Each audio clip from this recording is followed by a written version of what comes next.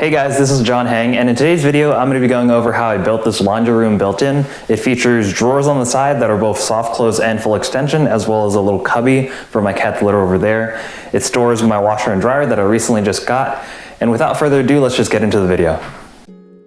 So before I do any cuts, I'll go over the quick design. So pretty much it's 3 legs, some stretchers in the back, and a countertop on top. And I'm using SketchUp to do all these designs and get my measurements. So for this entire project, I'm going to be using red oak hardwood plywood. I just picked it up from my local Lowe's and I got about 5 sheets, and that pretty much covered me for the entire project. Here I'm measuring out the cuts for my legs, and I think the legs are about 36 inches tall. And I'm just going to be using my circular saw to make those cuts, as well as my Kreg AccuCut. The nice thing about the AccuCut is it makes it really easy to break down plywood, especially given that if I were to do this on a table saw, it would be a lot more cumbersome and perhaps dangerous. As I'm making these cross cuts, which are against the grain, normally that causes a lot of tear out, but I'm using this blue painter's tape to reduce that tear out. Rip cuts like this, the tear out isn't as bad, but still I put the blue tape there just in case. And here I'm doing the same thing, but just making the leg the right height. With the painter's tape and the guide, I was able to get really clean edges. For the next cut, I had to rip a really long strip, and I needed to use a 2x4 for that. The 2x4 wasn't exactly straight, and I would have rather used the guide, but the guide is only 4 feet long. Regardless though, these pieces are going to be sitting underneath the wooden straight, it won't matter that much. All that I needed to do was make sure to preserve the factory edges so that they would come out square when I assembled it. So you might have noticed in the design that I just showed, the middle of the top was empty, and that's because on top of this faux top will actually be the hardwood sheet. And because of that, I didn't want to waste as much wood, so I just left the middle of that empty. And that was able to net me a few extra pieces. Off screen, I cut a few more strips, and these strips will actually be support braces for the back of the built-in to kind of give it a little bit more rigidity. For most of the project, I'm going to be using pocket hole joinery and using that where it makes sense to. If you've used pocket holes before, you pretty much know that the pocket holes are used to make boxes, and if you think about these built-ins, they're pretty much just multiple big boxes put together. So that's why pocket holes work well in this case. The pocket hole jig that I'm using in this video, the handheld one, was actually only about $40, and it's from Kreg. I'll leave a link to it below, but it's really helped me out through the last year or so of working on my house. It's a pretty cheap way of getting into cabinet making like this. So I'm switching back over to the legs now, and I'm just drilling in more pocket holes because these legs will be attached to that faux top that I showed beforehand.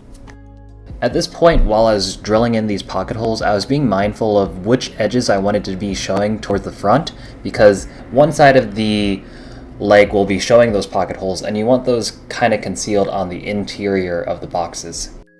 So what I did next was I went over to the table saw and cut out strips that will make up the face frame. I cut these strips out of plywood, but after doing more research, I probably should have just cut them out of 1x2s. You'll see in a second why. And to put the face frame together, I just used some pocket holes again, but here I made a mistake. You can see that the pocket hole is going this way, but that doesn't make sense because this is not going to be able to bite into anything. But regardless, this is on the inside of the wood that's going to be covered, so it doesn't matter. So it was a happy mistake.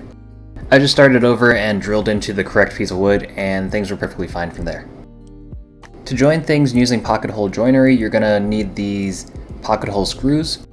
And for the screw length, you want to make sure that you're buying the appropriate size for the material that you're joining together, just so that the screw doesn't go all the way through. Here I'm just joining 3/4 inch material, so I'm using an 1.25 inch screw. After screwing the face frame together, I ripped up some more plywood, and these are going to be my drawer faces. My top drawer is about 3.5 inches deep, and the other one will be about 7 inches deep. You can see me again using the blue painter's tape to get less chip out. Because these drawer fronts are a little bit too small to cut with my AccuCut, I brought them over to my table saw. So you might also be wondering why I'm not using my table saw for more of these cuts, and it's actually because this table saw is secondhand to me. Even though this table saw was given to me for free, I prefer not to use it because it's pretty uncalibrated. I find that the longer of a cut I make, the more that the saw drifts away from the marking that I've made, which is kind of sketchy to me. Which is why, if I can, I prefer to use my AccuCut guide. So while my fiance is sanding up some of the legs, I'm applying edge banding to the face frame, and I mentioned before that I probably should have made the face frame out of 1x2s instead of plywood, and this is exactly the reason why. I'm planning to paint everything in the end, and the thing with plywood is that the edges have those plies. To get a smoother paint job, I have to apply this edge banding so that the edges are smooth when I paint. But applying edge banding has its own set of tasks that come with it, and that is trimming the edge banding off. I'm showing myself using this trimmer tool that I got, but it's not exactly the best. It doesn't really work well in these corners for this face frame. It's good for getting the majority of stuff off, but I still had to go in with my utility knife and get those stragglers off. If I had chosen to just do this with 1x2s instead, I could have avoided all of this because the 1x2s are solid wood and I could have just painted them immediately. To finish the edge banding, you just sand off the sharp edges and you're good to go. Pretty much at this point, all of my pieces of wood have been cut off and sanded and all that, so I'm just prepping for paint at this point. I'm going to be using a sprayer to paint some of these cabinets, and so we're setting up this Breaking Bad style painting booth in the garage, and this is what it looks like on the inside. I also made to cover my sawhorses because those are brand new and I didn't want to get them dirty so fast. Using a tack cloth, I just used it to get all the dust nibs off before applying my first coat of primer, and so I'm using a spray suit or whatever you call this, but you really don't need to. I was just kind of going overboard because I had it on hand. The sprayer that I'm using, I'm borrowing from a friend, and it's pretty easy to use. The only thing with it is that you have to clean it up every time, and that cleanup takes about 30 minutes or so. But overall, the actual results of it are pretty amazing. The sprayer is easy to use, the coverage is very even, and honestly it's so fast that on small panels like this, it seems like it's over too quick. I did have limited space on the workspace that I was using, so I had to move some pieces off and set them to the side before bringing in the last leg. The primer that I'm using dries in about an hour, so later that day I flipped all the pieces over and did a final coat of primer on that side. And this is me spraying in real time with some cuts in the middle, but pretty much it seemed like I was actually painting 5% of the time and the other 95% of the time was just cleaning, which is not very fun. Something bigger like a deck would probably be a lot more time efficient with the sprayer. That being said, for smaller projects like this, I'll probably just end up using a foam roller instead next time. If you guys are interested in checking something like this out, I think that Home Depot actually rents these out, and they're pretty easy to use, and I think they only cost like $40 for 4 hours of rental, so definitely consider checking that out if you're planning to do something like this. I have my lunch in here for some reason, totally forgot I added that. But next, after priming, I think this is the very next day, I pretty much just whipped out the actual paint that we were going to use, and things are looking a lot better from here. Here I'm using Dark Night by Sherwin-Williams, and it's kind of a dark blue with some greenish hues in it. And in between all of these things, I'm also sanding with like 300 grit sandpaper to get that finish very, very smooth. In this clip, I just painted that one side, flipped it over, and sanded it down. And this is how the paint looked. I was pretty happy with it. So painting was pretty much done. This is what everything looked like after I took down the spray booth, and this is why I don't want to use a sprayer again because there's so much stuff to clean up afterwards. Alright, so back into the house, I have this trim piece that sits along the wall, and I need to scribe this trim piece onto the back of the leg. I pretty much just used a piece of paper along the trim where it was already exposed, and I transferred that over to the board. I think one of the main takeaways that I got from doing all this is that I probably should have finished very last, because doing all these things to the boards while they're already painted ended up marring them a little bit, which I wasn't super happy with, and I had to go back and repaint those. So obviously I didn't get the fit right on the first time, and I just had to go back and do that again, and it fit perfectly. Well, mostly perfectly. Either the wall or the floor aren't completely square, but I'm not going to lose sleep over that because this is an old house and it's just going to be that way sometimes. So with that out of the way, I disconnected the dryer and moved it out of the way, and now we could start assembling. I'm using this right angle pocket hole clamp as well as my 6-inch speed square just to make sure that things are clamped at a square. Then just attaching those strips to the board with more pocket hole screws. This leg is going to be the leftmost leg, and because of that it'll be the shortest. So in this clip I'm attaching the longer strips, and this is where the washer and dryer will sit. Before attaching the lower stretcher, I went over to my dryer to measure out how high up this dryer duct goes before attaching that second stretcher so that it could clear it. With the stretchers now attached to the legs, I went ahead and slipped behind the washer. my fiance went ahead and wiped down some of the legs because, again, we had some handprints on it, so definitely finish it last. In this clip, I'm not doing the best job of showing what I'm doing, but pretty much I'm attaching the middle leg to the right leg, and then attaching the third leg to the second leg.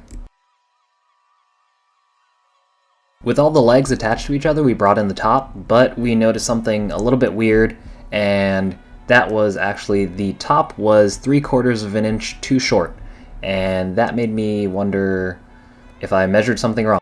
As a quick sanity check, I moved in the cat litter that we already had, as well as put on the face frame, and noticed that there's still too much space, so I detached that third leg, and then also detached the strips, and then just took them back to the garage, cut 3/4 of an inch off, and then reattached it, and everything was fine again. I know normally most people would probably say to glue things together, but in this case it actually worked out that I didn't glue things and just screw them in. It let me make that adjustment where I needed to. Using the pocket holes that I had drilled at the top of the legs, I secured the top to the legs here, making sure that everything was square. So pretty much with everything screwed into place, I moved my dryer back in to just get a test fit, as well as my cat dolly. From here, I also placed my face frame by hand to see kind of where it would land. And from here, I was just super excited how close the cat dolly was. I wasn't really planning for this, but it kind of just worked out. And here's just a still photo of what it looks like so far. So my next step was to use pocket holes to attach the face frame to the actual frame. It was going well at first, but I'm not sure why, but the face frame was about 1/4 of an inch too short on both sides, and so when I tried to put those pocket hole screws on the sides, it ended up going through the side of it instead of the actual face frame. So I decided to just use my nail gun instead, which I probably should have just done from the beginning. So another issue with everything being already finished was I could not glue the face frame on, and normally that would be a bad thing, but in this case the drawers actually are not sitting on the face frame and they're just decorative. So now I'm constructing the boxes that will be my drawers. The top drawer is going to be 3.5 inches deep, so I'm cutting in 3.5 inch wide strips. And then the bottom will be 7 inches deep, which is why I'm cutting 7-inch strips there. For drawer boxes, you'd normally use 1/2 inch material, but I'm kind of using a combination of 1/2 inch and 3 inch just because it's what I've got on hand. For the side pieces of the drawer box, I'm cutting them to 20 inches because that's the size of the drawer slides that I bought. And then for the box fronts and backs, I'm cutting them to 1 inch less than the opening of the face frame. I'm doing 1 inch less because each drawer slide is about 1/2 inch wide, and we need to account for that. And again, I'm just taking out my pocket hole jig and just putting pocket holes wherever it makes sense for the drawer boxes. You can see that I'm using these like right angle helpy clamp thingies, the orange ones, but they're not actually that helpful, but they are more like an extra set of hands than to keep it square.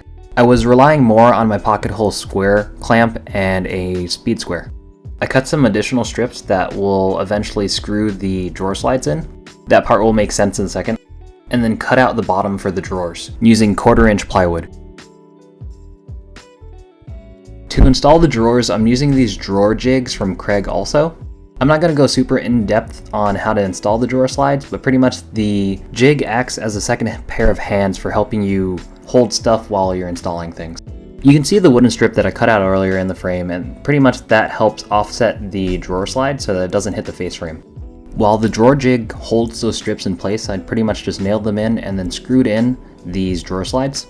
After the drawer slides are secured in, you can pretty much flip over these drawer jigs, and now you can use them to hold the drawer box while you're installing it. So after dry fitting my box into that opening, I knew that I had the right size, so I tacked in the bottom of the drawer box. The jig has some markings on it, so you just place the front of your drawer box there, as well as the front of the drawer slides, and then just screw in your screws that come with the drawer slides. After the first set are in, you just slide it forward and continue doing that all the way to the back. After screwing everything in, I just removed the jig and made sure that it was operating properly, and at first it didn't, but the drawer slides actually do have some fine adjustments that you can make, so eventually I did get that working.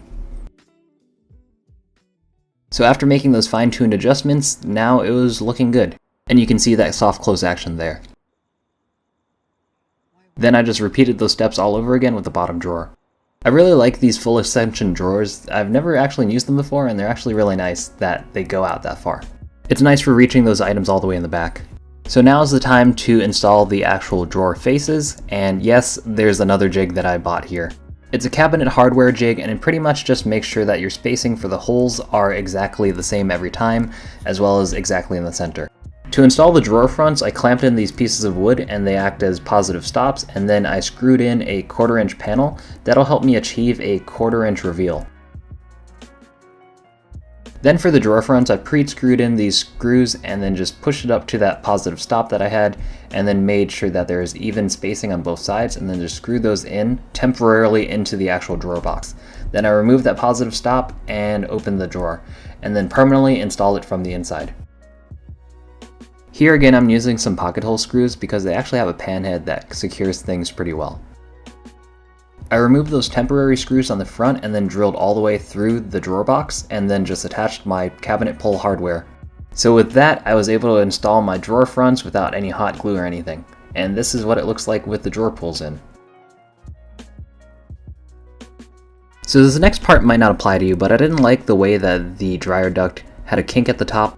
I could have made it flow a little bit better by cutting some of the dryer duct, but I didn't want to do that. So instead, on the back of the stretcher, I attached this little hook and then put some zip ties around the duct, and now I just hang it from there. With that little change, it wasn't perfect, but it was a lot better than before, and the kink was no longer there. Alright, so now that the frame of this built-in is finally done, I can get started on the actual top. I probably should have bought this at the beginning of the project, but this is a Craig rip cut guide, and it helps you with making really long cuts, sort of like how I did at the beginning of the video with the 2x4, but this time I actually needed everything straight, so that's why I needed the rip cut guide. The rip cut guide is actually kind of useful for cross cuts also, although it can still leave some room for error. So since this is going to be the top, I'm going to need to edge band the plywood edges. I bought maple for some reason and kind of thought that this is the right kind, but when I put it up to the wood, it wasn't. I looked at the barcode in the corner of the piece of plywood and saw that it was red oak. Up until now, it didn't matter that the edge banding didn't match because I painted everything, but this time it actually did, so I went back to the store and got more. So to kind of estimate where I needed to cut out all of these notches for these pipes, I just drew a 0 line from this edge, drew it out to here, and then kind of measured from here to this edge and then that edge, copied that over here, measured out the depth, and then got that, and pretty much did the same thing along there. I also plan to put some circular grommets here, so I'm planning, they're 2 inches wide, so I'm planning to have them come out 4 inches, and they'll be, that offset. It'll make sense in the end. So I didn't mention earlier in the video, but pretty much the top is going to be split into 2 pieces. That's because any time in the situation that I need to access behind the machines, I don't need to take the entire top off. I've split the top into front and back sections, and I just need to take off that back section in case I need to access the hoses. So it looks kind of like this. I also added an outlet in case you want to charge an iPad or something there. Alright, so now to finally finishing the top. So I just wiped it down with the tack cloth, got off all the dust and lint, and then now I'm using Odie's oil with this steel wool fabric to apply that finish. This finish is nice because you just need to wipe it on, wait an hour, and then buff it off, then you're finished. Alright, so if you guys are still watching, I know that this is a really long video, but I hope you enjoyed this. I hope that you learned some stuff, especially from the mistakes that I made, that you won't make the same mistakes, because they're a little bit frustrating. There's still a few things that I need to fix up, like some of the holes on the drawers that I made, some blemishes there that I can just put in some wood filler and paint over it. Overall, I'm pretty happy with how this turned out. It's made a pretty big difference in this room altogether. Like, you walk into the room and you see this, and it's become like sort of the centerpiece here. So you might have also noticed these cabinets that I have over here. I hand built these cabinets, and those will be in the next video. So if you're interested in seeing how I made those, consider subscribing.